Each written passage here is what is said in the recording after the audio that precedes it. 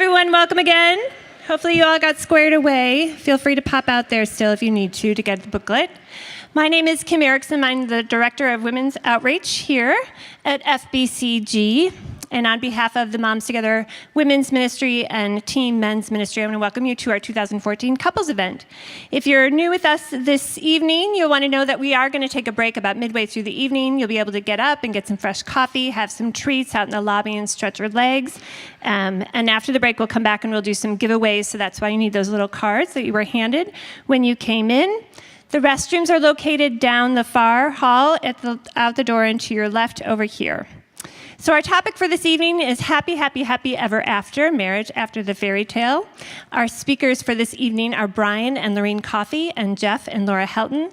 Brian is the senior pastor here at FBCG, and Lorene is our director of women's ministries. They have been married for 28 years and have 4 boys, ranging in age from 23 to 16. Jeff and Lora are, well, in case you haven't noticed, Lora is Lorene's twin sister, if you didn't pick that up yet. Jeff is the executive pastor at the People's Church in Franklin, Tennessee, and Lora is a marriage and family counselor at Wellspring Coaching and Consulting. They've been married for 26 years, also have 4 children, a daughter-in-law, and a boxer named Maya, and they have recently published a book entitled The 50 Fridays Marriage Challenge. So before the Coffeys and Heltons share with us, we thought we'd give you just a little window into how an evening like this comes together.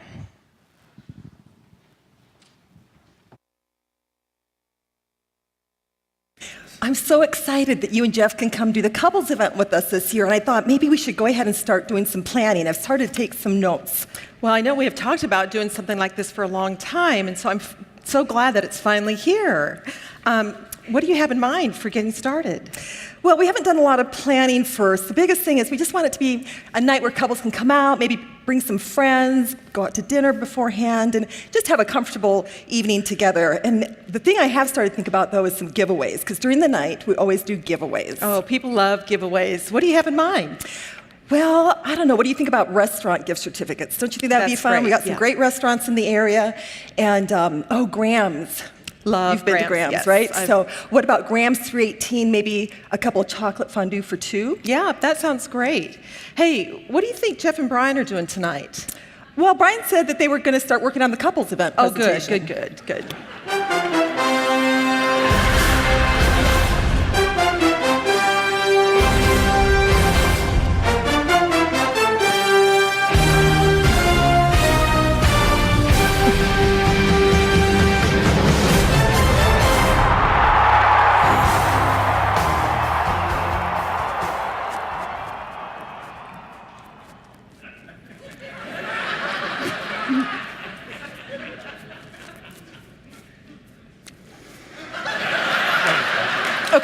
Okay, so we really need to start getting plans. So have you picked out a theme yet? Well, we've talked about a few things. Over the years, we've done something on boundaries, on communication, romance. Oh, yeah, romance, that's good. I think the ladies would like romance. Kind of talking about date nights and flowers and some special things. Do you think the guys would go along with that?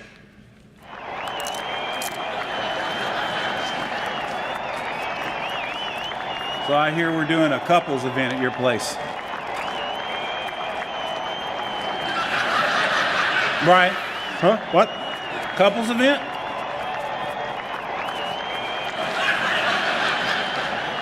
Hey, you know what? Maybe we could use the book you and Jeff wrote, The 50 Fridays Marriage Challenge. 1 question a week, 1 incredible marriage. There's some great stuff in here. What do you think? Sure, I think there's some fun questions and some creative date nights.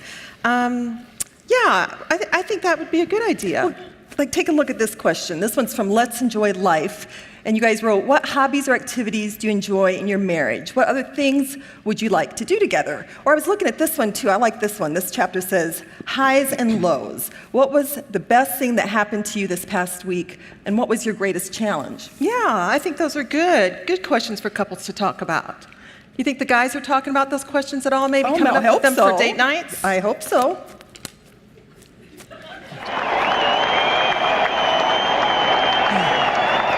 So, what's the theme going to be for this thing? I don't know. Can't really go wrong with something on intimacy. Good idea. But, I don't know how the girls will go along with that. I think we may need to dress it up a little bit. Right. Any thoughts? How about this? How about God's design for intimacy in marriage? Boom. All right. Yeah, good job. So how's the evening going to go? What do you think?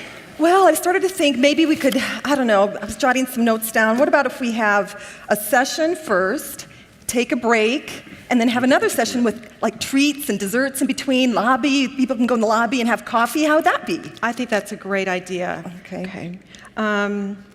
Maybe we should find some dessert ideas on Pinterest. Oh, great idea. I love Look, Pinterest. I've got my laptop right here. Okay. Let's take a look. Okay. Ooh, look at mini cheesecake bites. How about that? That sounds great. Chocolate meringue treats. Ooh, perfect. I think that sounds great. Yeah. Okay, I'm sure the guys are working hard, so I think we should go see how they're doing and compare notes. All right.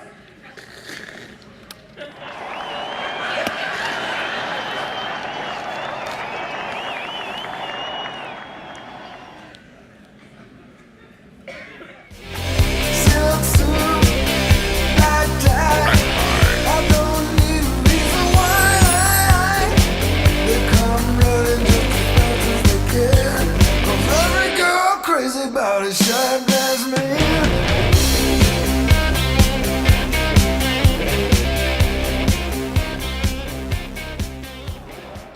Well, I can't believe the guys really got us to do that video together with them. Obviously, they did. What do you mean? What are you talking about? And it didn't come together quite as smoothly as it might have looked up there. Actually, at the end of the night, there's a little bit of footage that didn't quite make that cut. So if you stick around, you can take a look at that.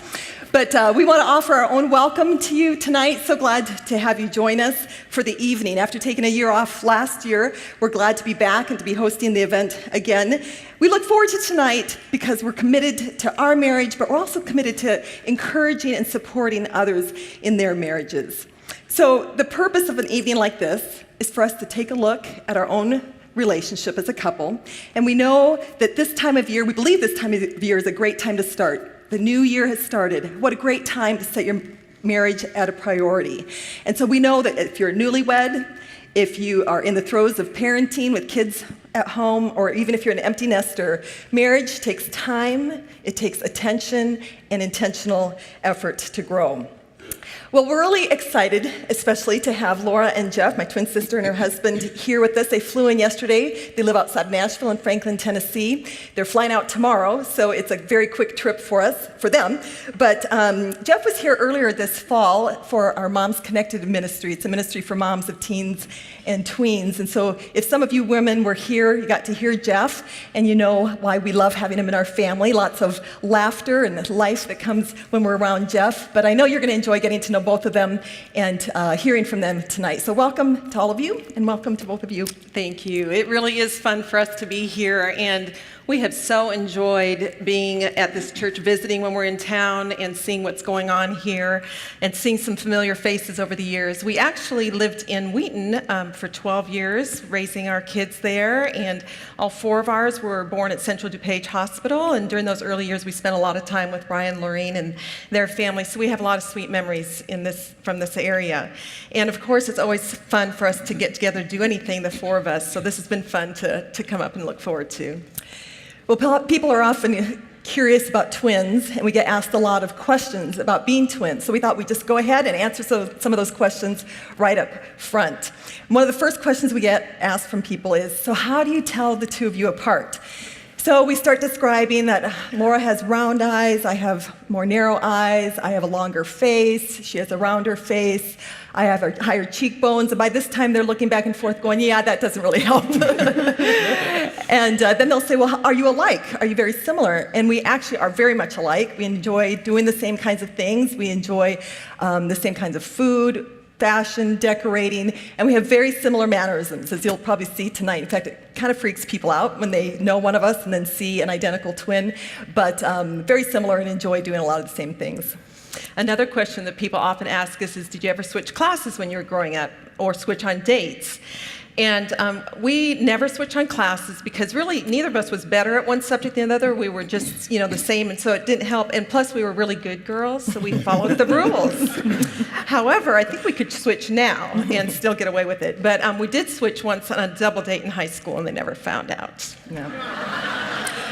We did, and we had fun in high school, and we had some fun in college, too. I was getting ready to go into a chapel service one day at college, and I had a guy come up and ask me to go with him to a concert. And I was dating somebody else at the time, so I knew he didn't mean to ask me, and he and Lora had actually done some things together. So I typically would say, oh, I'm not Lora, I'm Lorene. But I don't know what got into me. I don't know what possessed me. I just went along with it. And I pretended to be her, and I said, sure, Lee, I'll go to the concert with you. And then I went back and found Lora and said, Lora, you're going to go to the concert with Lee. And eventually he found out that he made a mistake, and he did ask, and they went out together. Unfortunately, Lee did the exact same thing the next week when I was with a friend. He came up and asked me again. And this time I said, Lee, I'm not Lora. Another question people ask is, do Brian and Jeff ever get confused? So I'll let them answer that question. Yeah. It's one of those places where you ought to plead the fifth, but I'll tell you a great story about Brian. Brian and Lorene were married before we were, so when I started hanging out with Lora, I had never met Lorene, and then we got together once, and I remember seeing Lorene, I was like, oh my gosh, this is scary, how much they look alike. And the very first time we were together, we were bike riding down on the Fox River, the four of us, and we stopped to get ice cream at some little ice cream parlor, and I walked up right behind Lorene and put my hands on her, thinking I was at Lora, and I jumped, and she jumped, and and I thought, oh no, I'll never get this right. Well, fast forward a couple years later, and Brian and I are talking, the four of us are traveling on a trip to North Dakota, and I just say, hey, Brian, don't you think the girls look exactly alike? I can't hardly tell them apart sometimes. And he goes, no, they don't look anything alike. And I'm going, oh gosh, what's wrong with me? I'm feeling like I'm the knucklehead here. Well, later on that trip, we stopped for gas, and we were driving through the middle of the night. Brian and Lorene had been in the front seat driving. Lora and I had been in the back seat, just kind of sleeping, getting ready for our turn to drive. So we'd stopped during our little potty breaks, got gas and everything. Laura's in the little convenience store, and I'm in there. And Brian comes walking up behind Lora, Mr. Debonair, suave, and he puts his arms right on her waist and says, "Hey, baby, ready to get in the back seat?" And I thought, aha, you better tell me they look a whole lot like her. We're going for it right now. Well, just some final twin stories. We have some very bizarre similarities that are kind of fun to talk about. One of the things that's very common, actually, between both families is Brian and Jeff are both pastors. We married men who weren't pastors. We married them, but are now. They have birthdays 2 days apart from each other. They and both families have kids very similar in age. We both have 4 children. They have 3 boys and a daughter, and we have 4 sons. And all of them were born within either 5 months or 4 weeks of each other. In fact, our third sons were born. Jacob was born June 22nd, and Micah was born July 22nd. But probably the most bizarre one was our firstborn. Their Josh was born by emergency C-section at 9:32 at night. And 8 weeks later, our firstborn, Jordan, was born by emergency C-section at 9:32 at night. Yeah. Just saying. Well, we've already learned that Jeff is an inveterate liar. So we'll go on there.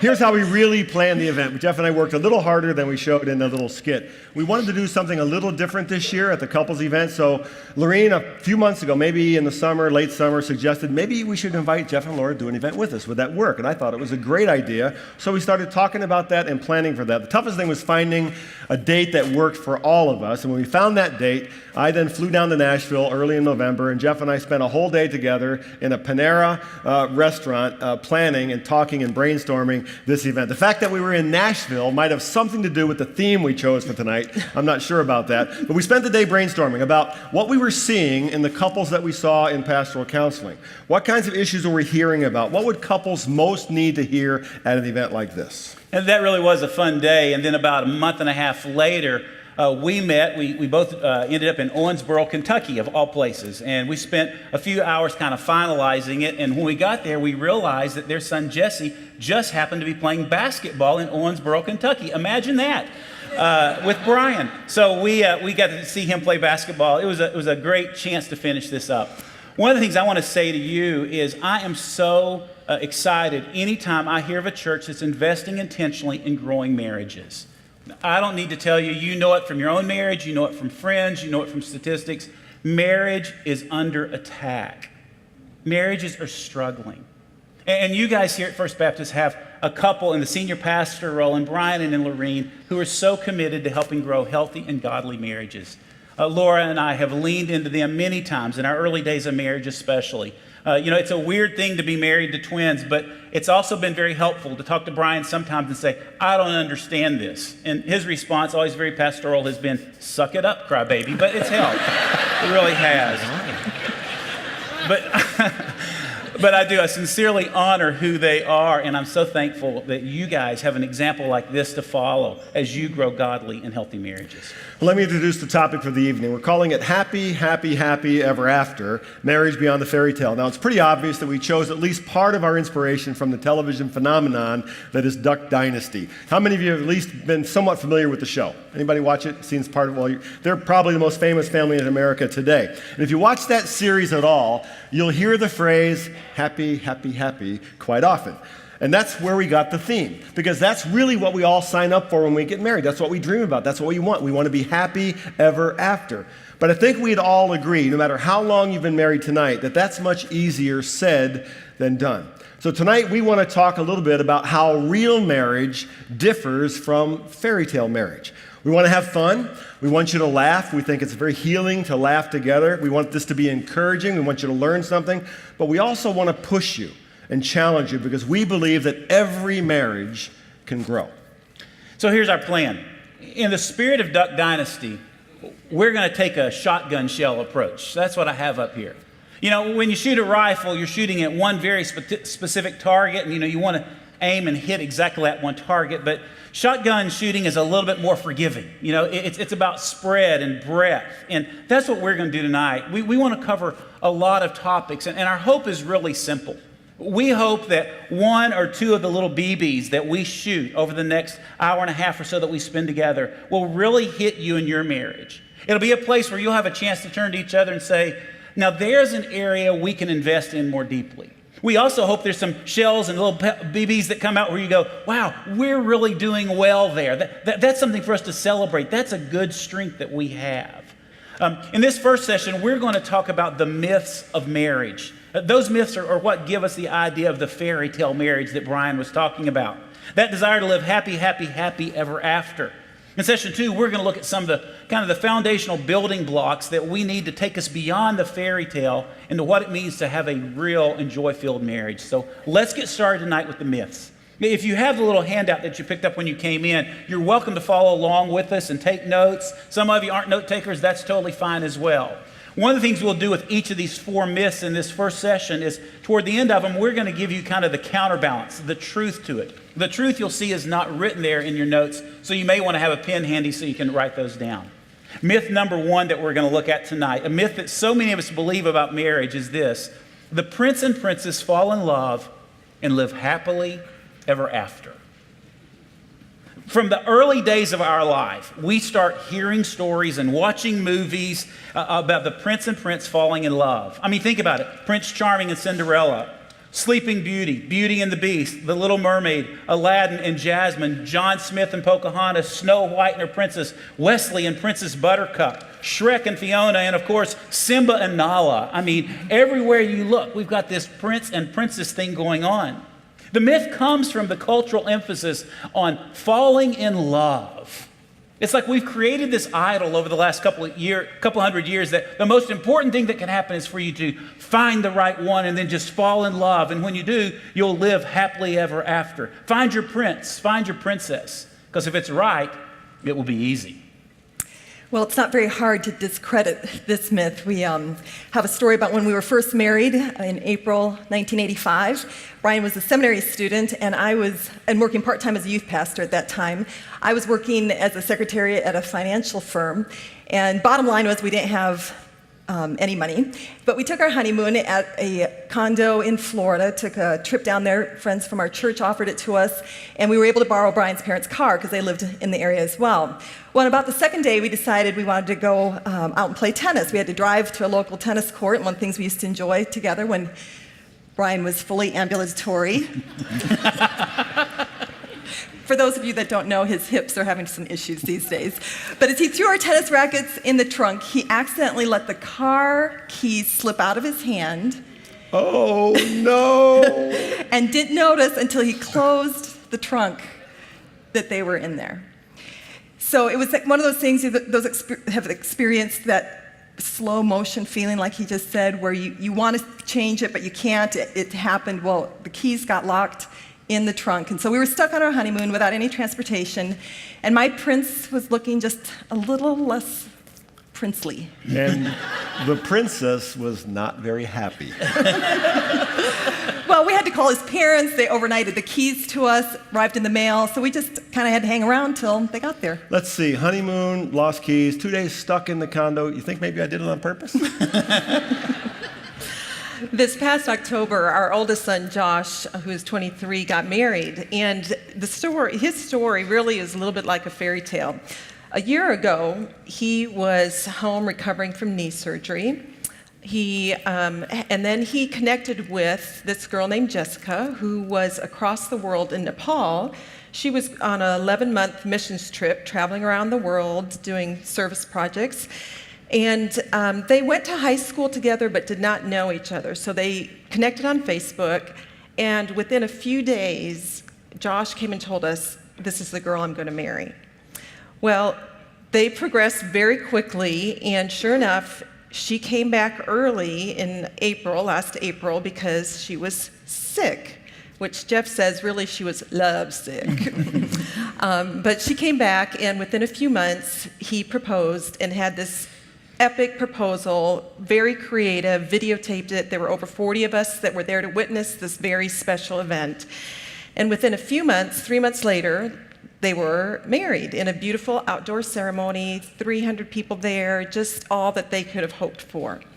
So then the next part was, after they said I do, they were getting ready for their honeymoon. And Josh and Jessica are very creative, adventurous, and were ready to start on a 7-week honeymoon, traveling in a van across the country. Well, the van was what they called a vintage van, which happened to be an $800 van that was 23 years old. So they were ready for the fairy tale honeymoon. But as Uncle Si would say, not so fast, Jack. Well, they started off in their first week. We didn't hear anything from them. And then after the first about 10 days, Jeff got a call from Josh saying, "Dad, something's wrong with the van." So he was able to help them get a few things taken care of, and they were gone. And so the next thing we heard from them, I looked on Instagram, kind of following their trip, and I saw they had a picture that showed that the tailpipe had fallen off the van. So we thought, oh dear. And then we also had heard the heat was gone. So then, and about 2 weeks later, and they're in the Northeast, New Hampshire, 2 weeks later, we hear the van has died. So they are able to get rid of the van to a junkyard for $300. They end up having to hitchhike. They stayed with strangers for a few days, ended up having to get rid of some stuff, mailing some stuff, flying home to Nashville, and they soon found that the fairy tale was over. What they had thought was going to be this wonderful trip ended up having stresses and unexpected challenges along with it. Well, as a pastor, I've done somewhere around 200, 250 weddings, and I know for a fact that nobody gets married thinking, we're in love today, but in a few years we'll probably be overwhelmed by stress, struggling with debt, and hardly be speaking to each other. It just doesn't happen that way, but very often that's how things go. In nearly 30 years of pastoral conversations with married couples, I've noticed a trend, a pattern. Couples tend to call seeking help at right around the 5-year mark of marriage or between the 15 and 18-year mark of marriage. Maybe 90% of all the couples I've ever counseled throughout the years have come at either one or the other of those marks. Now, I've come to believe that that's about how long it takes for what I call the predictable stresses of life to shatter the happy ever after fairy tale. Think about it, at 5 years, most couples have already had a child or two. They've purchased a home. They face financial stress for the first time, maybe a job change, and life isn't quite what they imagined it would be. Instead of happy, happy, happy, it's tired, stressed, and poor. And some of you can remember exactly what I'm talking about. Now, if you survive all that, fast forward to 15 to 18 years, something else happens, something that I call drift. In the effort to keep up with life, a husband and wife slowly drift into living parallel lives. That is, they begin to manage their marriage and their family life kind of like a business, kind of like a firm. And they forget to pay attention to the deeper parts of their own relationship, and the drift happens slowly but surely until one or the other starts saying things like, I just don't know if I'm in love anymore. And when that happens, the fairy tale falls apart. And happy ever after seems completely out of reach. You know, in the depths of our heart, we all know the reality that falling in love is easy, but learning to love and staying in love is a lifetime journey. See, that's the truth that counterbalances the myth. Falling in love is easy, but learning to love is a lifetime journey. You know, those early days that are marked by tingly feelings and tons of energy, excitement, and euphoria, or as we call it, chemistry, those are awesome days. You know, when you used to hold hands and it felt like the blood flow was going between bodies. And when we would kiss, it could last forever. And when we hugged, oh, watch out, every nerve ending came alive, right? But time has a way of things changing. You know, a number of researchers have studied the falling in love phenomenon, and they tell us that when we first fall in love, there's all sorts of brain chemistry stuff that's in play, and it lasts between a few months and at the longest, maybe 3 years. In other words, falling in love isn't enough to build a marriage on forever. It takes more than just falling in love. It takes learning to love day in, day out, to have a proactive approach to pursue real love. See, when we fall in love, we use phrases like this, I just couldn't help myself. But when we pursue real love, we choose each other. Think about that word choose. We choose to give and serve. We choose to forgive and engage. We choose to love and to celebrate. We choose to grow and enjoy. We choose the lifelong journey of learning to love instead of hanging on to the myth that it should be so easy because the prince and princess, they fell in love and now we're supposed to live happily ever after. So that's myth number one. Let's move on to myth number two. If you love me, you will change. If you love me, you will change. Now, this is a hard one because change can be good, and it certainly is possible in a marriage. But change isn't magic. Magical thinking is expecting change that's unfair. For example, you might be expecting a partner that is naturally more introverted to become the life of the party. Or magical thinking is expecting change without effort or involvement. That is expecting your partner to change without any willingness to change yourself. Here's some ways we often think magically about change. You might have said this, if you love me, you'll make more money. If you love me, you'll be home more. If you love me, you'll lose weight. If you love me, you'll show more interest physically. If you love me, you'll come to church with me. Some of you women might say, if you love me, you'll put the seat down. Some of you men might say, if you love me, you'll keep the seat up. If you love me, you'll magically conform to the way I think. See, these are some great and very practical examples of the ways we want each other to change, but change is far deeper than just those issues. Sometimes what we want to change in our spouse is things that really can't be changed. Maybe it's the way God actually created us.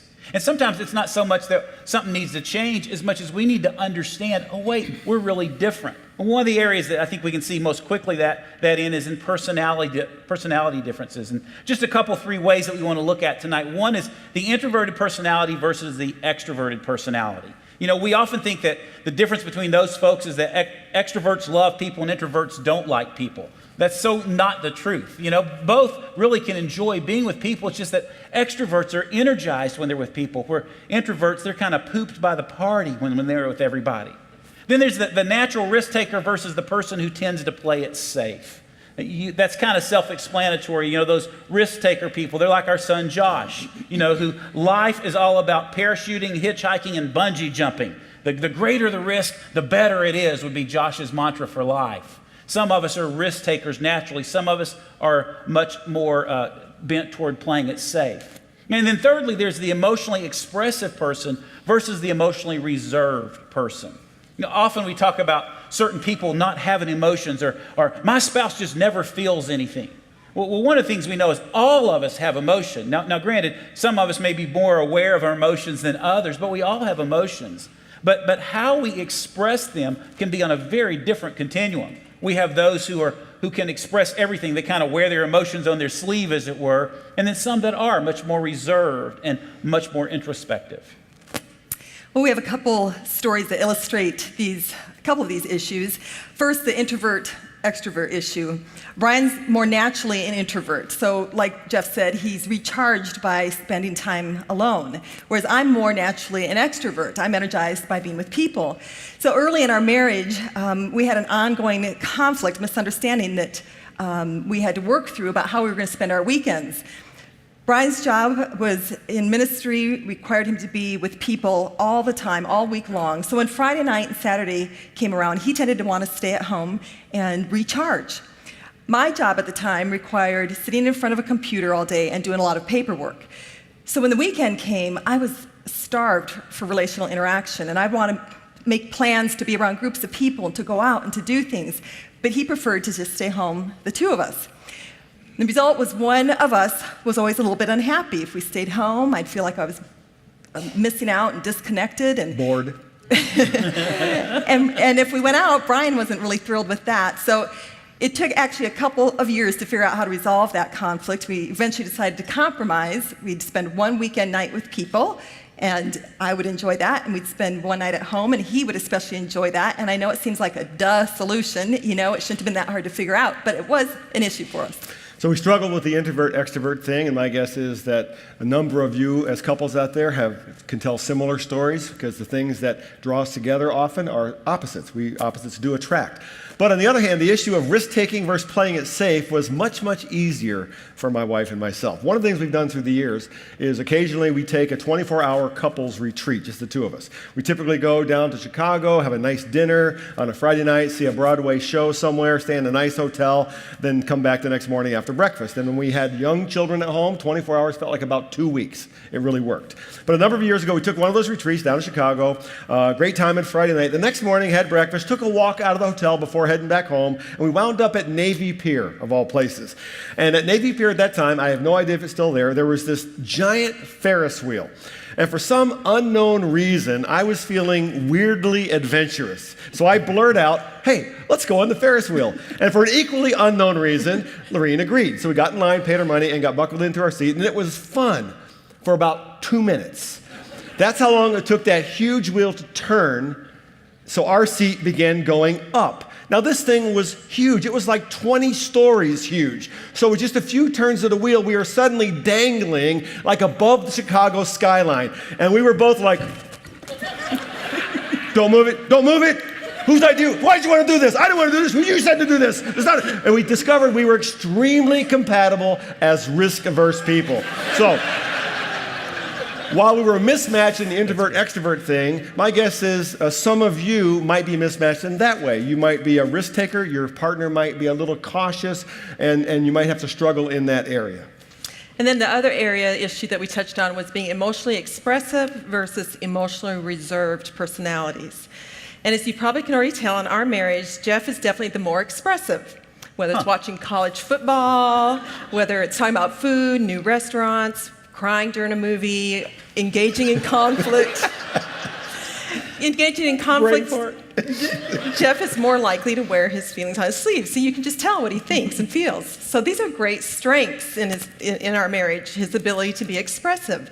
So when we're in the midst of conflict, he's the one that wants to talk and work it out and talk and work it out and talk and work it out. And so that's really good. But the flip side of being expressive, for those of us who are more reserved, is sometimes feels like there's a little bit of a lack of a filter. And so Jeff can process everything out loud. And so sometimes it can get a little excessive.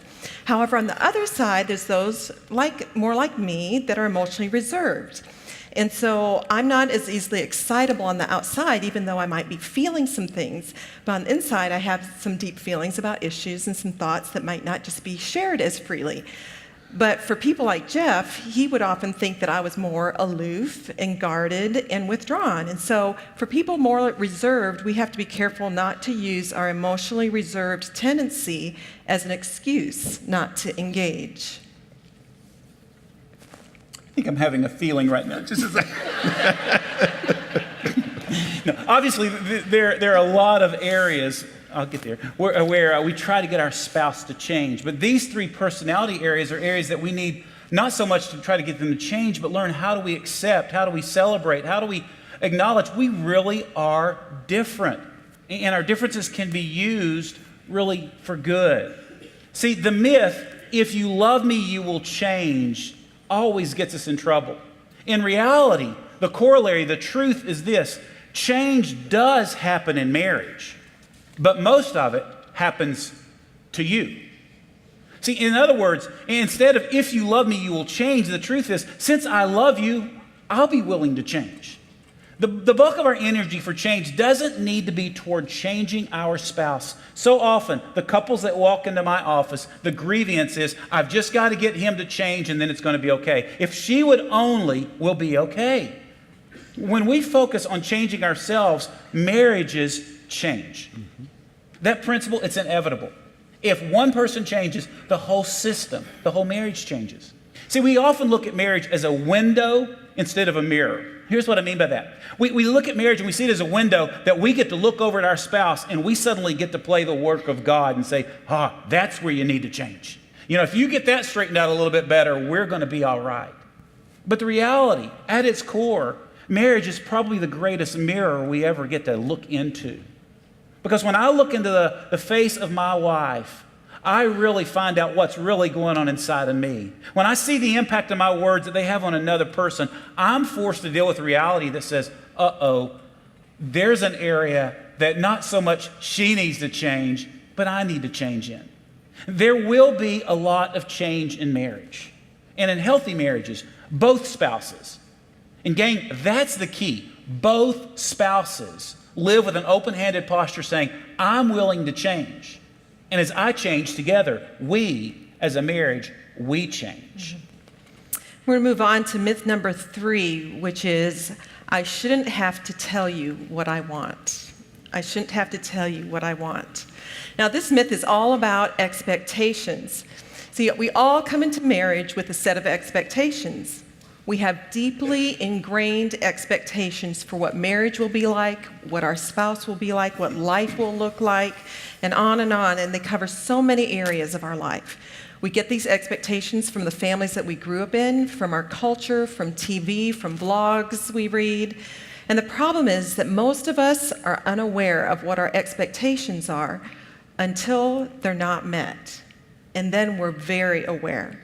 See, early in our marriage, I would get frustrated that Jeff couldn't read my mind and do things the way I did. I was used to Lorene being around who just knew what I needed without me telling her. She would know what I needed in the kitchen. She would know when laundry needed to be done and still needed to be folded. She just saw that.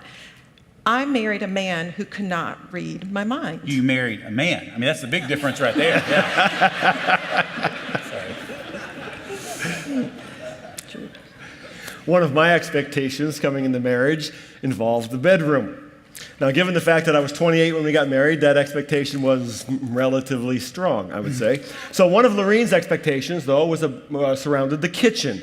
She had learned the value of a well-kept home from watching her mother and her grandmother, and as she had learned, a good wife always cleans up the kitchen before going to bed. Also very understandable. But those expectations collided early in our marriage. Here's how it would go. We'd have dinner together, just the two of us, no kids yet. And after dinner, I would do what my mom taught me, which was not to clean up the whole kitchen, but to take my plate from the table to the sink, and I was done. So I would take my plate to the sink, drop it there, then I would go into the family room and wait for the clock to tick down because it was getting a little toward bedtime, you know? And she wouldn't come join me. And it confused me. Instead, she'd start cleaning up the kitchen. And I would sit there in the family room, watching the clock, listening to her bang pots and pans around in the kitchen. I'd be thinking, what's up with this? I didn't get married to sit here by myself.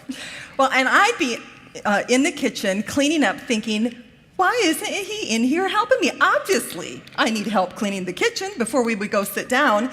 So he would be sitting there in the other room and feeling abandoned and alone.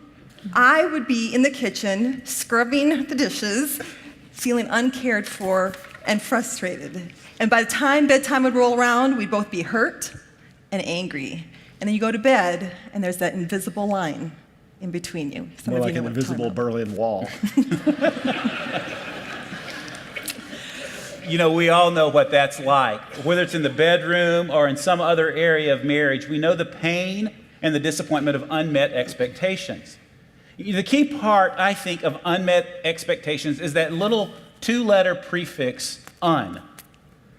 When un shows up, pain and disappointment usually follow. Unmet expectations come from unknown expectations sometimes.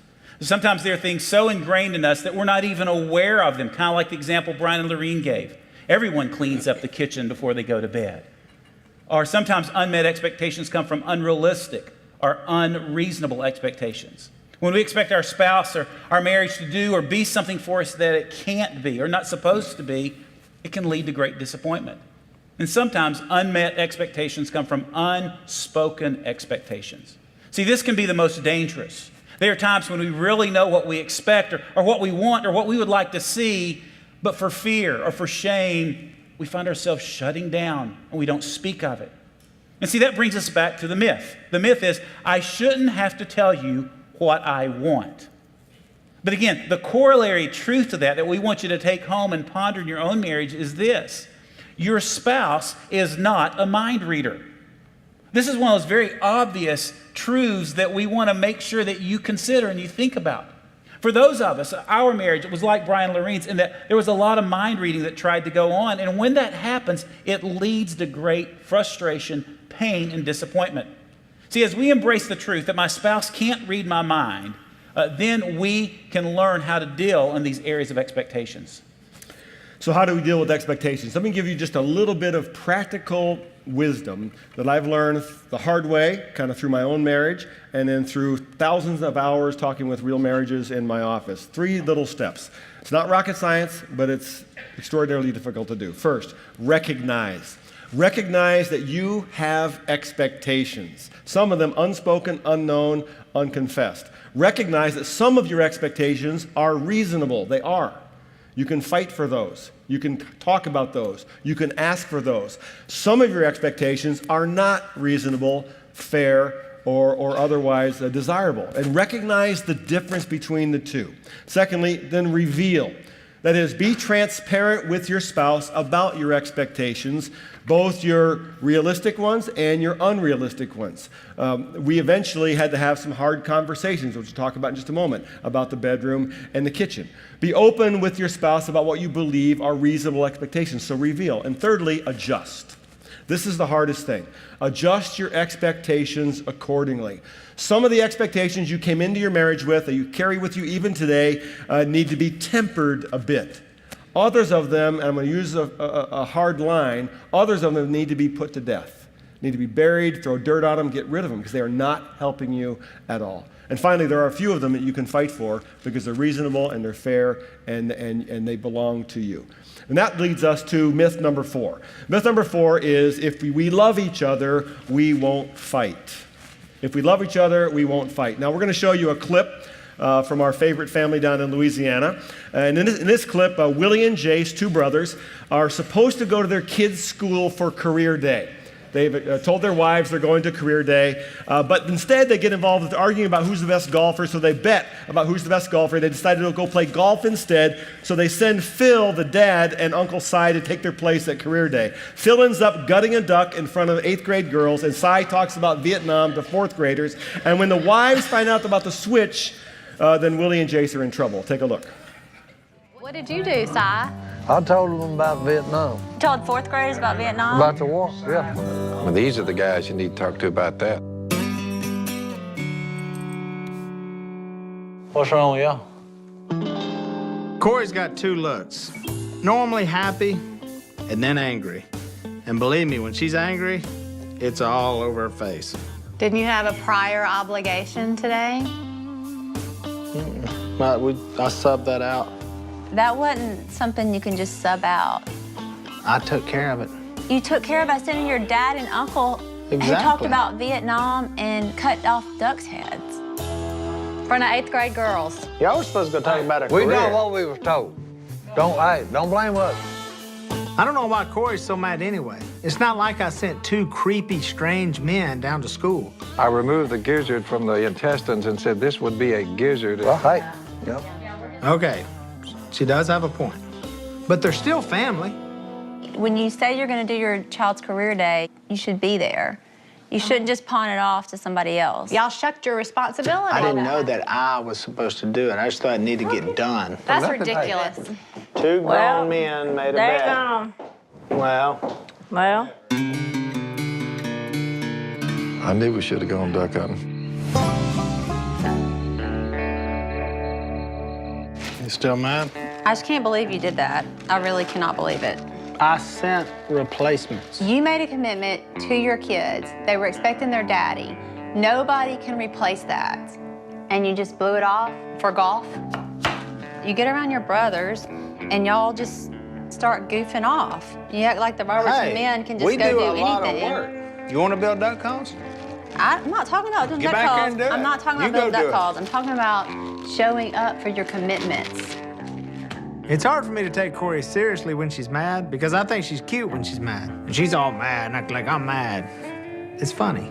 Every time you get around Jace, you start acting just like him, immature and irresponsible. Ha! Jason isn't irresponsible. The point is this. Next time you have a commitment to our kids, I'm just asking that you do it. You follow through with it and don't go running off with your irresponsible brothers. Corey's been griping me out for 2 hours. I mean, I find that in these situations, the best thing to do is start repairing the damage. Well, that's not the way I saw it, but I see your point. Okay, that's all I'm trying to say in this whole thing.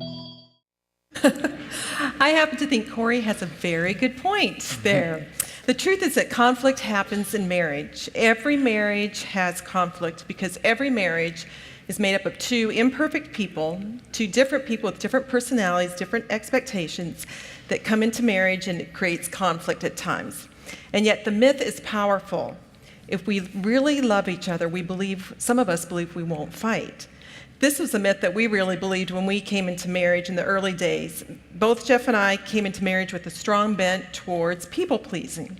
And so combine that with a world view of that a good Christian couple doesn't fight, and that led us to some years of unhealthy patterns. See, we believed that it was better to be nice than to be honest. About 4 months before we got married, we went to a family life marriage conference. I don't know if you know about those. Those are those like 3-day content-packed weekends to remember. It's just all on. And we had this one couple on the second day that ended the day by talking about conflict in their marriage. And they gave 5 or 6 examples in their talk about all the fights and conflicts that they had. And I remember Lora and I, again, about 4 months away from being married, we got in the car and we were driving back to our different apartments afterwards, and I reach over and I take her by the hand. I said, what do you think about that conflict session? She said, that's an interesting couple for them to have up there. I mean, why would they have somebody up that fights so much? And I said, I know, babe. We will never be like that. No, we won't. Fast forward the tape now to like 3 years later, and we go back to that conference. That session on conflict resolution, brilliant, unbelievable, so helpful. Those guys, they get it. See, we're not the only people that fight. But when we started out, we really believed the myth that since we love each other, we won't fight. What we thought was loving each other by avoiding conflict was really developing a poor pattern of stuffing and avoiding feelings.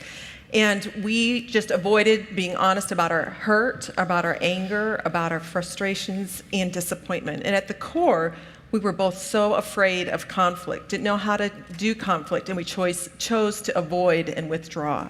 All because we believed this myth that since we loved each other, we shouldn't have conflict. Back to the kitchen bedroom issue for just a moment. It's kind of embarrassing to say, but it took the 2 of us, 2 people, both having master's degrees in counseling psychology, 2 years to figure out that particular conflict. Like Jeff and Lora, maybe for different reasons, we also tend to avoid conflict as long as we can. But we finally grew frustrated enough, probably I finally grew frustrated enough, that we admitted we actually had a conflict, that we were upset. We admitted we were both angry, which led to recognizing we were also both very hurt and feeling abandoned. And as we hashed that out, I can always remember to the day when it happened, we uncovered our hidden expectations. I found out that she was taught from the time she was a little girl that a good wife always cleans the kitchen completely before the day's over. And it dawned on me she was trying to love me by banging those pots and pans around. And I expected my wife to be more interested in me than anything else, including the stupid dishes. And when she found that out, she realized I was just trying to love her. We were both simply trying to love and be loved. See, this myth, if we love each other, we will not fight. It's completely opposite to the truth. See, the truth is, if we love each other, we will learn to do conflict well. The road to intimacy is really paved with conflict. You know, over the past 3 decades, researchers have followed couples longitudinally and discovered that the number one reason marriages are ending in divorce is the inability to resolve conflict in a healthy way. Now think about that. That's a pretty important fact to get. It's not that you've got problems with the in-laws. It's not that there's problems with parenting or with sex or with money. All of those are big issues in marriage, but they all fall under this bigger umbrella issue. If we don't know how to resolve conflict in a healthy way, marriages break up and end. See, learning to have good conflict, being intentional to say, we need to learn to do this well, to have conversations where we both are heard, we both express what we want, but there's no sense of we don't need to damage each other as we do this. That's when intimacy really grows. That phrase is somewhat counterintuitive. The second part of our truth from tonight, the road to intimacy is paved with conflict. The reality is, as you heard us share tonight, that's what we try to avoid. We don't want that conflict. Yet that's the very thing that helps grow us together. Learning to have good conflict, it grows trust. It addresses hidden issues. It allows both of us to be understood, and ultimately, it will pull us together. Okay, back to the shotgun shell for just a moment. Jeff said we were going to spray a lot of pellets out there tonight. We've sprayed the first half of our session tonight out there, and I want you to think a little bit about if anything hit. In the little pamphlets you have, it lists all the myths. Hopefully you've written down some truths. But what I want you to be willing to do is ask yourself this question, and maybe even mark in that booklet sometime tonight or tomorrow when you're still thinking about it, which of the 4 myths have we talked about has been most pervasive in your marriage to this point? Which of the myths has been most pervasive in your marriage to this point? Myth number 1, the prince and princess fall in love and live happily ever after. Truth number 1, falling in love is easy. Learning to love is a lifelong adventure. Or maybe for some of you, it's myth number 2 that kind of catches. If you love me, you will change. If you love me, you will change. And what we're offering is a counterbalance, a truth that says this: change does happen in marriage. It's to be expected, but most of it happens in you. Then the third myth that we talked about was I shouldn't have to tell you what I want. And the truth was your spouse is not a mind reader. And then finally, myth number 4, if we love each other, we won't fight, is the myth. The truth to that is if we love each other, we will learn to do conflict well. The path to intimacy is paved with conflict. And we're actually going to talk a little bit more about intimacy in session 2. But before we do that, before we move on, we do want to take time to have a little bit of a break. And I'm going to have Kim come on up. She has some announcements for us and is going to do a little bit of instructing as far as what's going on out in the lobby for this intermission. So turn it over to Kim. You all look so cute up there, all lined up, don't they? Little ducks in a row.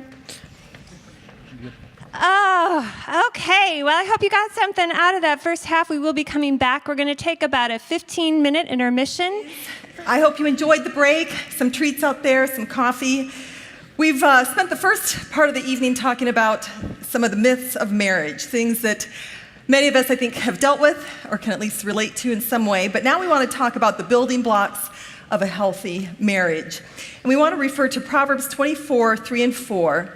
It says this: by wisdom a house is built, and through understanding it is established. Through knowledge, its rooms are filled with rare and beautiful treasures.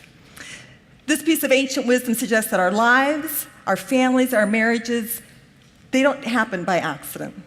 Rather, they're built with intentionality, and they're carefully crafted. They can be carefully crafted into something beautiful, something that lasts, something that offers a foundation and offers security around our marriage relationship. So we want to offer you, as Lorene said, 3 building blocks tonight. And building block number 1, again, you can follow along in your notes if you want to, is building block of safety. Safety. Now, what do we mean when we use the word safety as an important building block for growing an intimate and an authentic marriage? Well, usually when we think of safety, we think of physical safety. And that certainly is important for any marriage to survive. Matter of fact, just sidebar, let me say this. If you ever find yourself in your marriage, or if you have family members or friends in a marriage where someone does not feel physically safe, I want you to know that's never acceptable. Physical and domestic violence in marriage are never justified. I think I'd be remiss if we didn't take that moment and just say that phrase. It's out of bounds. Having said that, that's not what we mean by safety tonight. We're talking more about emotional safety. We're talking about how do you develop a marriage that is rooted in a safety where we can be completely free to be known by each other in the fullest sense of the word. To quote a Nicholas Sparks movie, every marriage needs a safe haven. See, a safe haven is a place that protects us from the storms of life. And we believe all couples desire for their marriage to be a safe haven. And in our work with couples, we see men and women who are longing for a refuge from the pressures and stresses of life. A safe marriage is a place where each spouse is accepted, understood, and valued by each other, even though there may be differences in dreams, ideas, or expectations. Ultimately, healthy and intimate connection can only happen when the building block of safety is the foundation of marriage. So the 3 aspects we're going to touch on for creating a safe connection in your marriage. The first one is being open. Openness is being transparent and honest, and it's a willingness to share thoughts and feelings. It's not hiding. It's willing to be open and share who you really are. The second aspect of safety is being attentive, literally to pay attention to each other. Perhaps one of the greatest barriers to paying attention are our cell phones and our iPads, you know? In the midst of a conversation, there just seems to be that one little beat that I need to give attention to. You know, being attentive is with the nonverbals, it's with eye contact. It's a willingness to stay engaged. When a marriage is marked by attentiveness, the partners express value, respect, and significance. Now, the third aspect that marks a safe marriage is being responsive. It's possible to be open, as Lora said, and to be attentive and yet not be responsive. Being responsive is when we move from paying attention to being honest and we begin to engage. Responsiveness is action. We've heard something expressed and we're choosing to act on it. See, when these 3 aspects are present, being open, being attentive, and being responsive, a safe connection can occur, and that helps build a very strong marriage. Well, over the years, I've met with dozens and dozens of couples who were in the midst of experiencing deep pain and conflict in their relationship. And many times, part of that pain, part of the issue, is an unwillingness to allow the other to express unhappiness or pain. For example, a wife in the context of counseling would say something like, "I just feel so alone and unhappy." To which her husband would immediately respond, "No, you're not. How can you be unhappy? I give you everything you want." Do you hear it? Do you hear the discounting? Here's a wife trying to be open and a husband refusing to be either attentive or responsive. That kind of response says, you're not allowed to have feelings. You're not allowed to have feelings different from mine, and you're certainly not allowed to express them. That marriage is not a safe place. A marriage is unsafe when there is discounting. A marriage is unsafe when there's outright criticism. A marriage is unsafe when there's sarcasm, which is just veiled anger and criticism. When there's name-calling or rage or accusation, a marriage is unsafe. A marriage is unsafe, in fact, when there's a simple lack of attentiveness and responsiveness. Well, we want tonight to be really helpful to you and to have give you some takeaways, something that you can take away from here and dialogue with as a couple, whether it's later tonight or this weekend or date night down the road. So we're going to give you what we're calling a diagnostic question. And this is for every building block that we talk about. We're going to have a question that we're going to give to you. It's not in your booklet, so feel free to write it down. But it's something that we want you to be able to ask each other as a couple to assess your relationship. And this first one, the building block of safety, we'd like you to ask, what can I do to help you feel more emotionally safe? Each spouse asks the other. Or what do I need to stop doing to help you feel more safe? And again, it just begins some follow-up dialogue out of this night that you're taking together to ask each other and to build your relationship. The first building block was safety. The second building block is equally as simple. It's the word intentionality.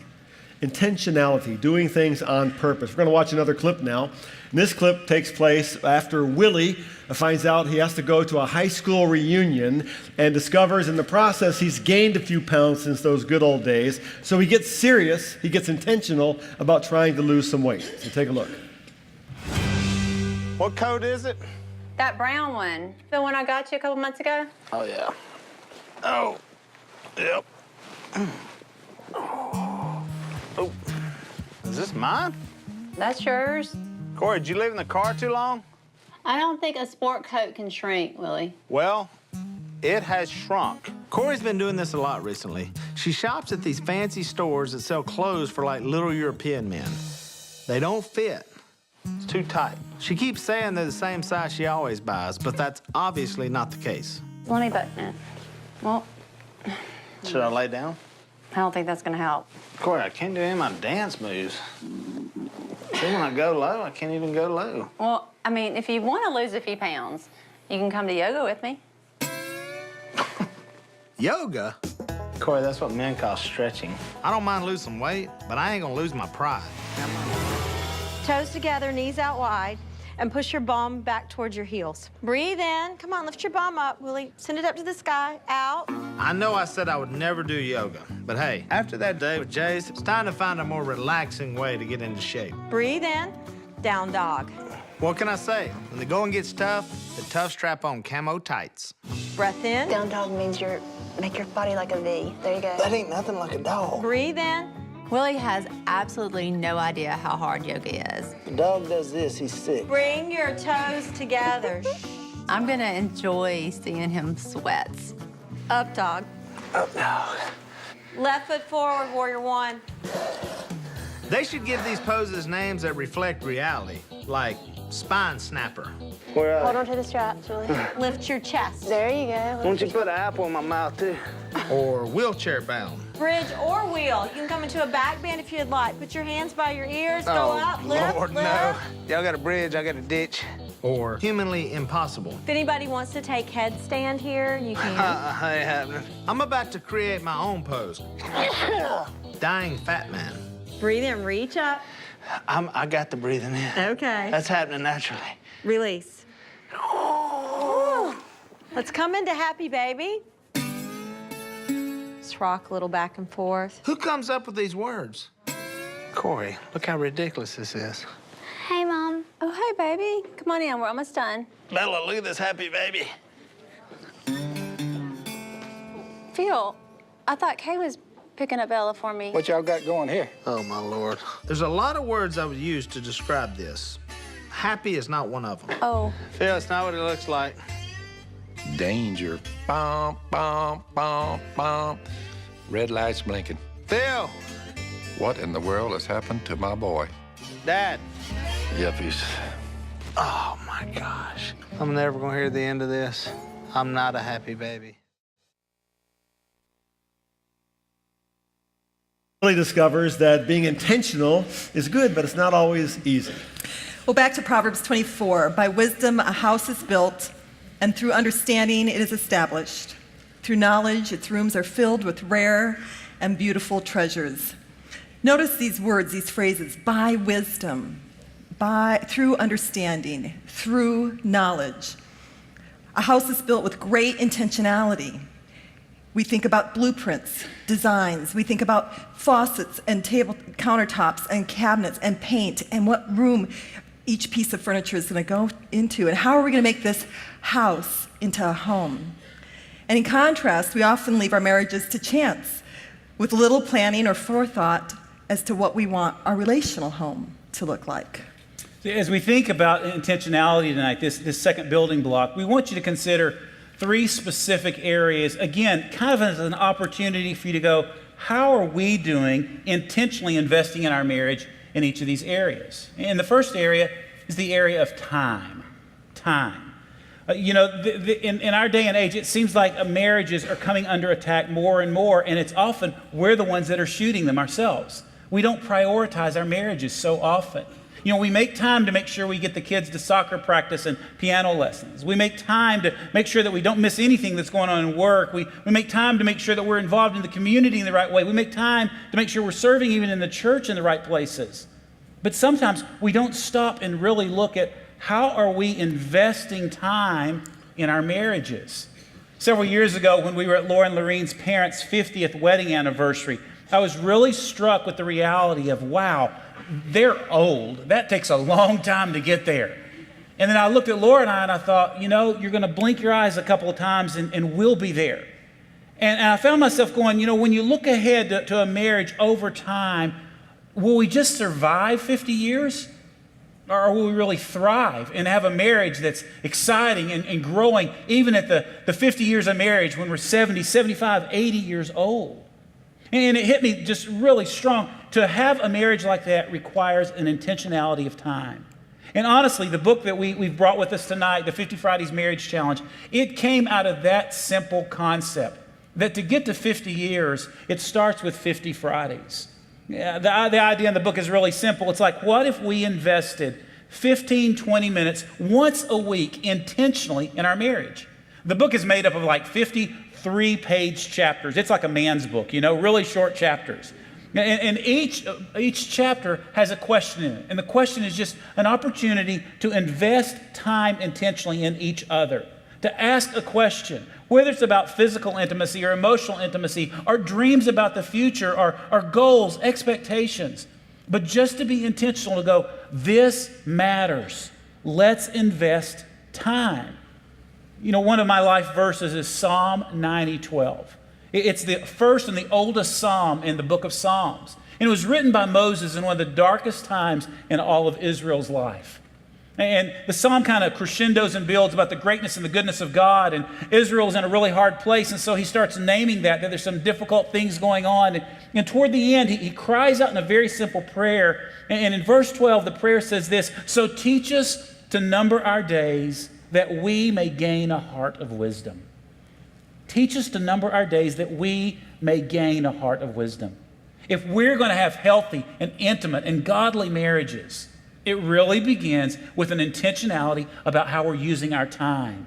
Are we investing on a regular basis so that we may grow hearts of wisdom and marriages of strength? The first area of intentionality is time, as Jeff was talking about. The second is something that happens in that time, and we call it communication. Communication. It's often been claimed that women, on average, talk more than men. One popular book a few years ago claimed that women, again on average, speak about 20,000 words every day, while a man speaks about 7,000 words a day. Now, some of you ladies are thinking, well, that's pretty generous. I'd settle for 20 or 30 words a day, right? Well, if this is true, it might explain some of the difficulties we have in marriage communication. Say a typical day, I come home from work, I'm down to about 10 words.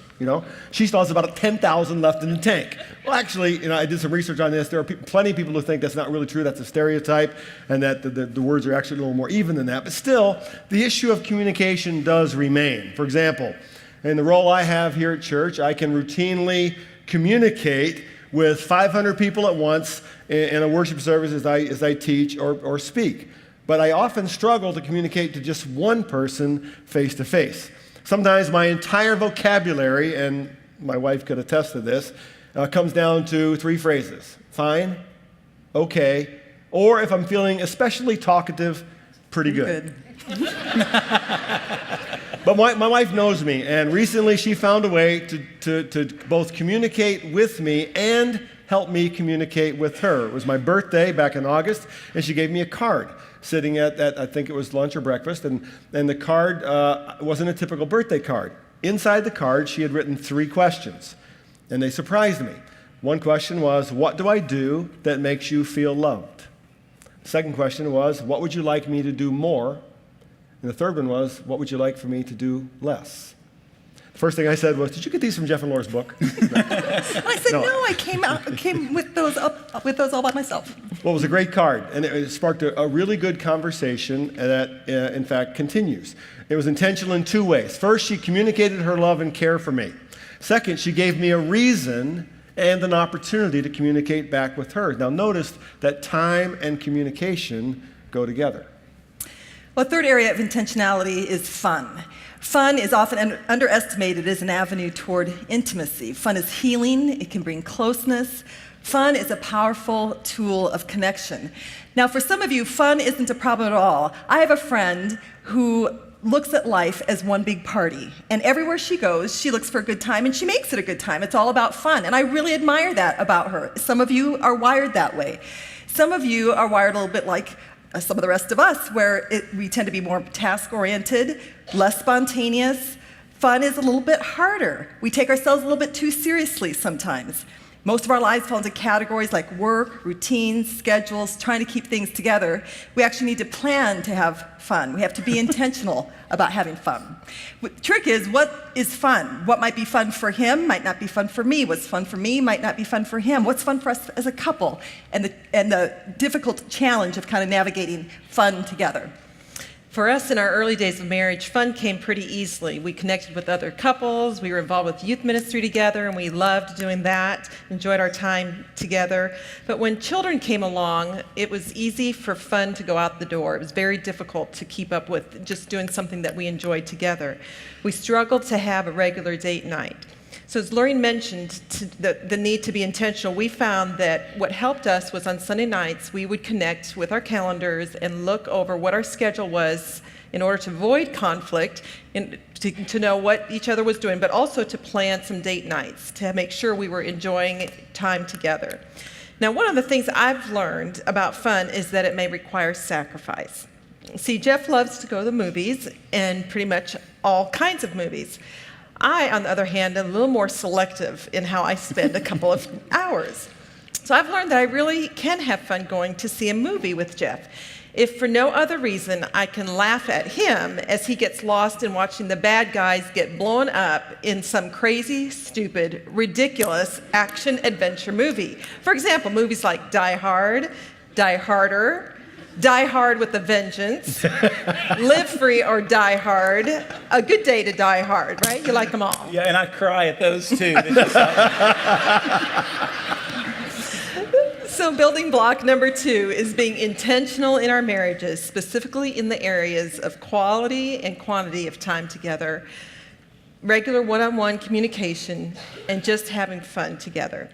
So the diagnostic question here is, what one thing can we do to be more intentional in our marriage? I want to leave that on the screen just for a little bit, particularly for you males out there. I know how I live my life. I keep a list of the things that are important for me to do every day, every week for my job. And things that are important I get done. I prioritize them, and I'm intentional about them. So I want to leave that up there and have you guys write it down. Put it in your mind. Because there's a lot of stuff you're intentional about every day of your life. And sometimes the thing you're not intentional about is the person sitting right next to you. What one thing can you do to be more intentional in your marriage? Building block number 3, intimacy.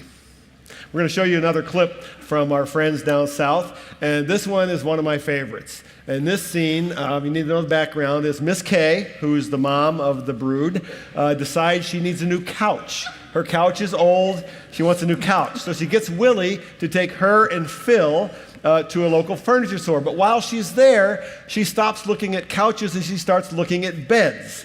And then it gets really uncomfortable. Take a look. Well, do the pillows and the comforter come with these beds?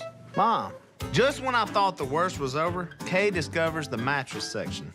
Mom, we're getting a couch, not this. I know, but our bed is 15 years old. This is gonna be bad. Oh, I'm just gonna try this out. Mom. Hey. Agile. Hey. Hey. I think that's against the rules. No, we gotta test it out. Mom, you don't need a mattress. Well, come on, let's see if we can spoon. let me But go. you have to turn sideways. I'm not even gonna look at this. I think there's something in the Geneva Convention about it being inhumane to force somebody to watch their parents in bed. Well, this will give you something to look forward to. This way, back up a little bit. Forget waterboarding. This is real torture. We're in public. How about this? I never did like shaking the sheets if I'm my woman. Well, you never have had to, have you? Not at all, honey. I know where you be. Well, you want to go in the lowest part of the bed. Just find where it goes down. She be down in there. Well, she ain't quite as agile as she was, but Hush, hey, hush. I wouldn't want to be rummaging around hunting up my woman in the dead of night, as they say. We've now entered the comforting zone. You know what I'm saying, Miss Kay? Yeah. Is that sex? Oh my gosh, Mom.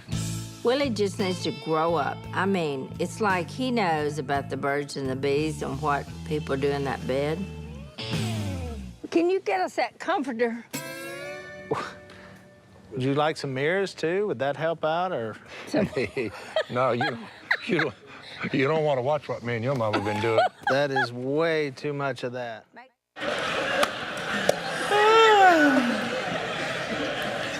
You're up, buddy. It's your turn.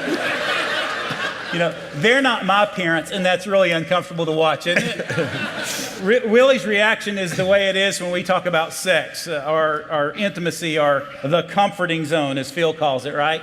You know, when I think about sex, I feel like I should be really practical and give some advice that might be helpful for all of you just for a minute.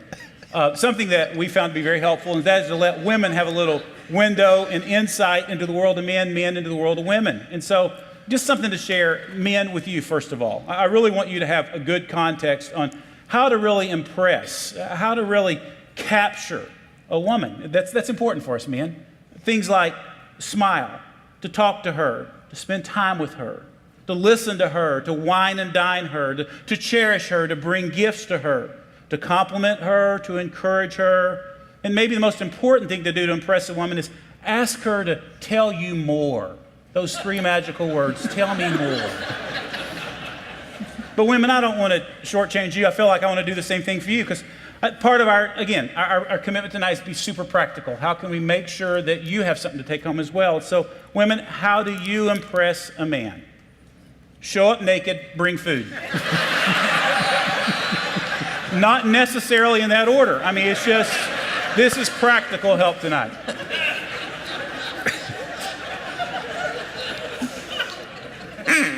Okay. Let's ask some serious questions about intimacy for just a minute, because that's what we do with sex and intimacy in a talk usually. Is we want to laugh about it. We want to find some way to skate around it. Oh my gosh, please don't make me really talk about that. I don't know what to do. I think three questions for us to ask about intimacy could be helpful tonight. So first of all, when we use this word intimacy that we've used so much tonight, first question is this: what is intimacy? Let's define it just for a minute, because men and women really do answer that question very differently.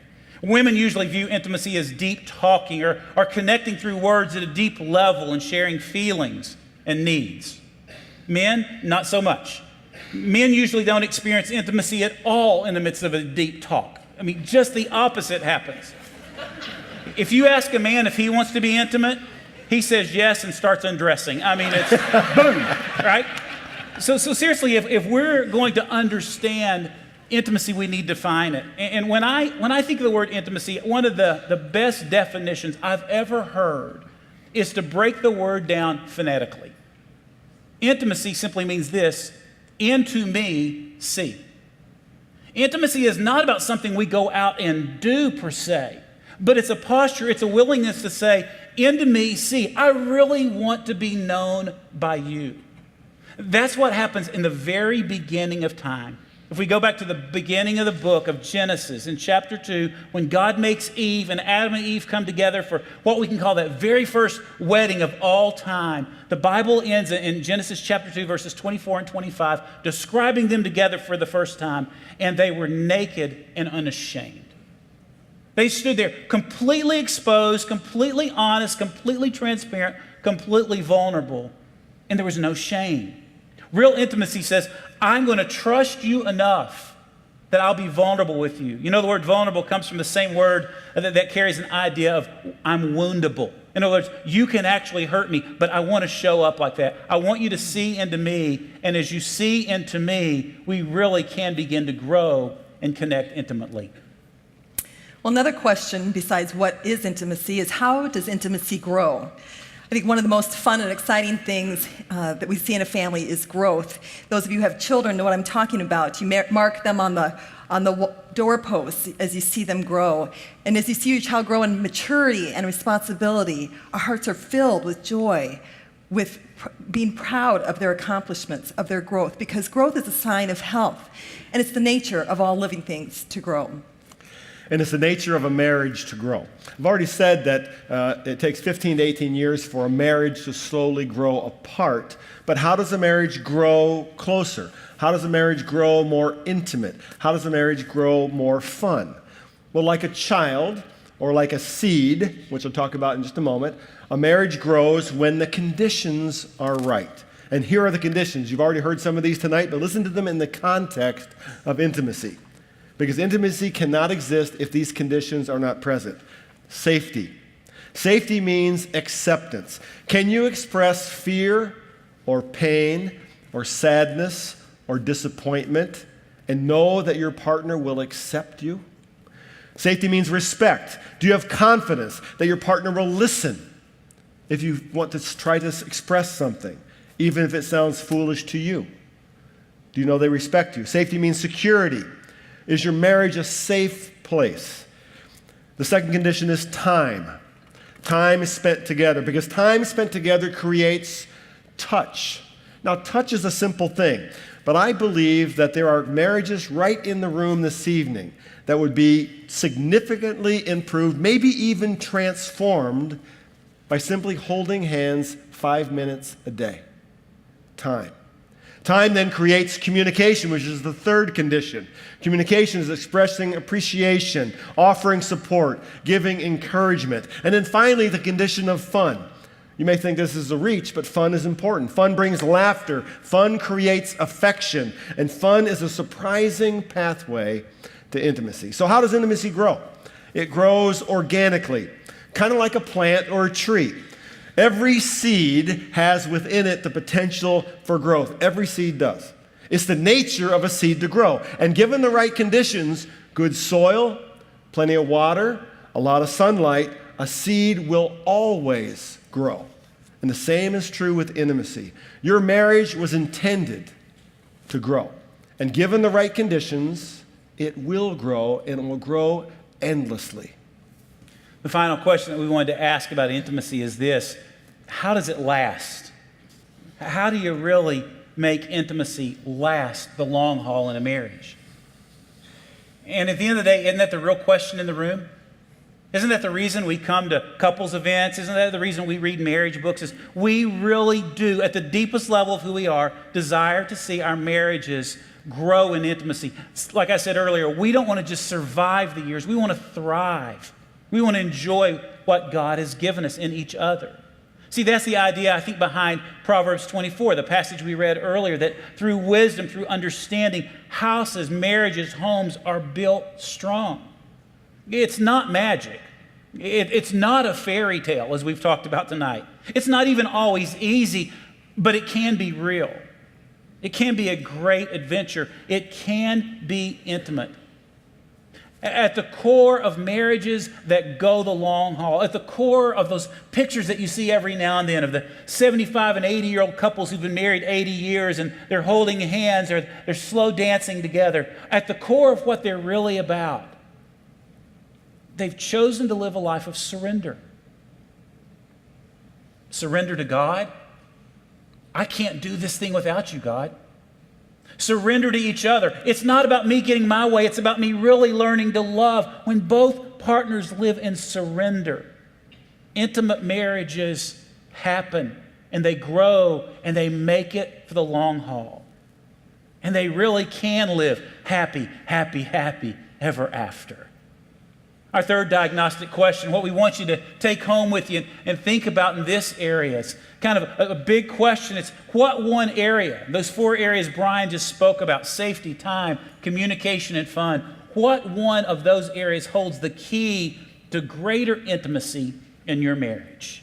Safety, time, communication, and fun.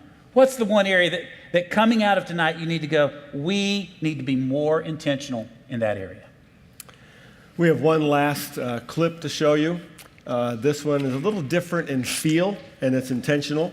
On the occasion of roughly their 50th anniversary, Phil and Kay Robertson's children gave them the wedding ceremony they never had. If you watch the opening episode of this year's season, this was at the close of that episode.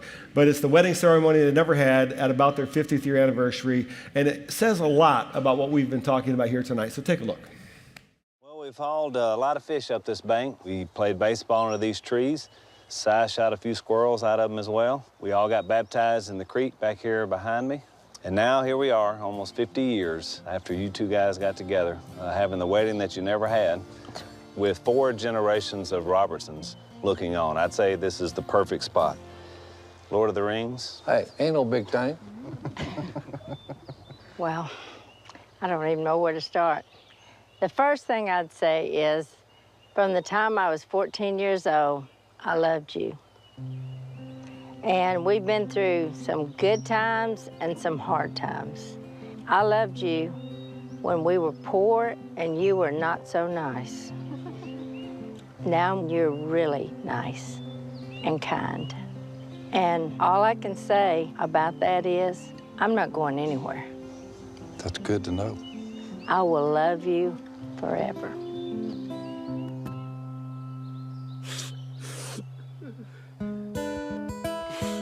Gerald, keep it together.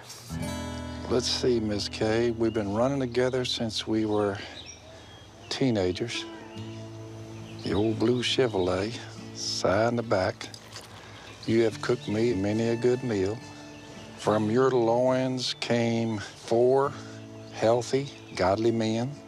You are my best friend, and I love you dearly. And I'm gonna be with you for the long haul until they put me in the ground. Good? Perfect. Turn to your spouse, men, and say, I'm so glad that from your loins came.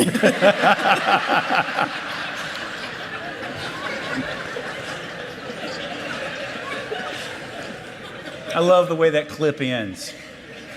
You know, the simplicity of those folks. And then him looking at her and saying, good? And she says, perfect. Do me a favor, if it's comfortable. You may be in a place tonight in your marriage and it's not. And if it's not comfortable, that's totally okay. But I'd love for you to reach over and grab your spouse's hand if you could. Now I want you to look down at those hands that are joined together. Good.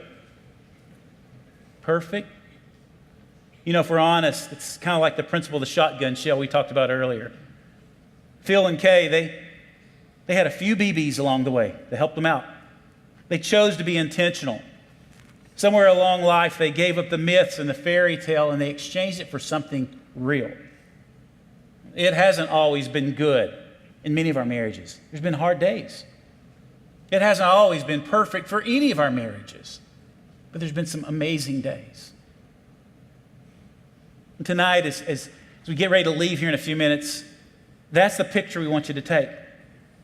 Is there a BB?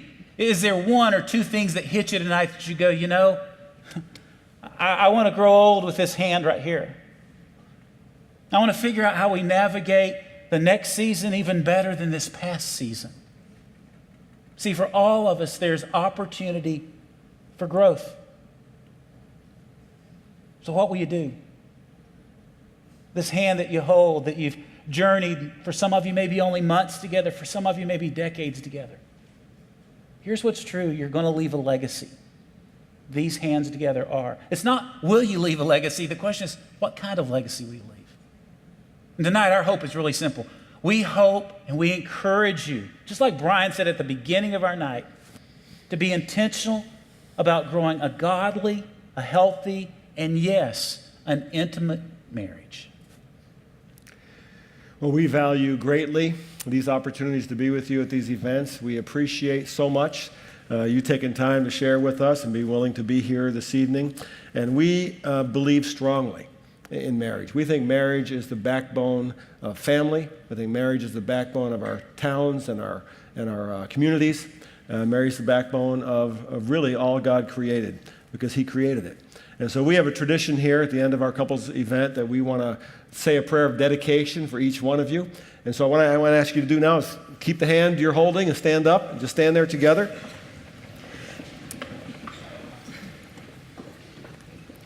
Like Jeff said, we know that every marriage in this room tonight tells a different story. And every marriage has followed a different trajectory. You may be at a different place tonight, but we hope that something has touched you and that later this will be an ongoing conversation. The event doesn't end when I say amen in a couple of minutes.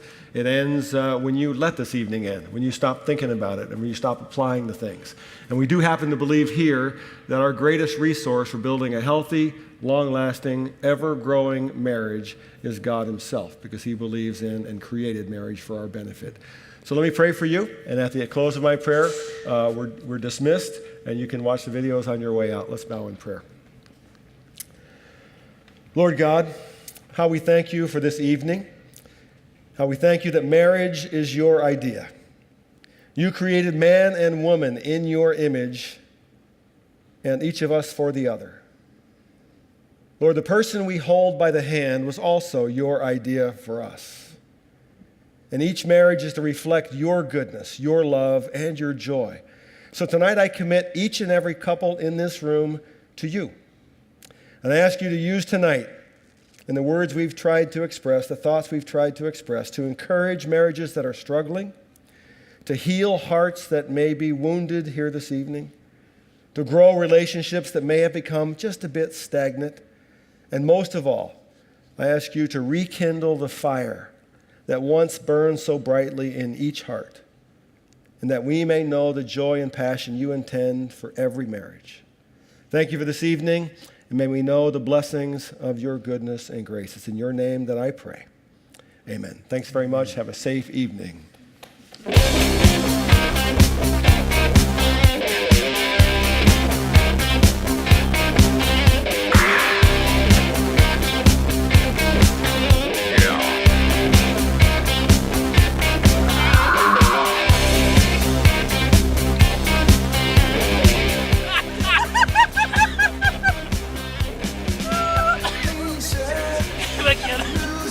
I don't know where I am going to.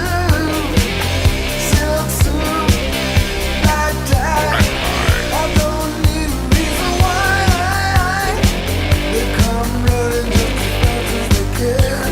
'Cause every girl crazy about a sharp as me.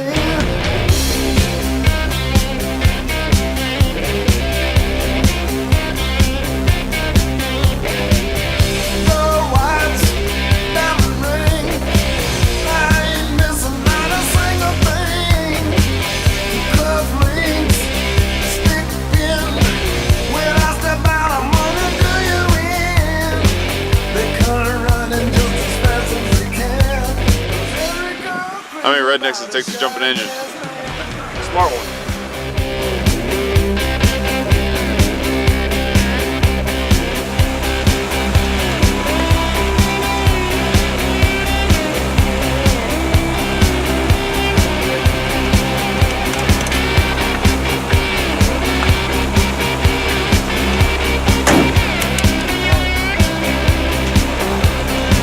Quack, quack, quack.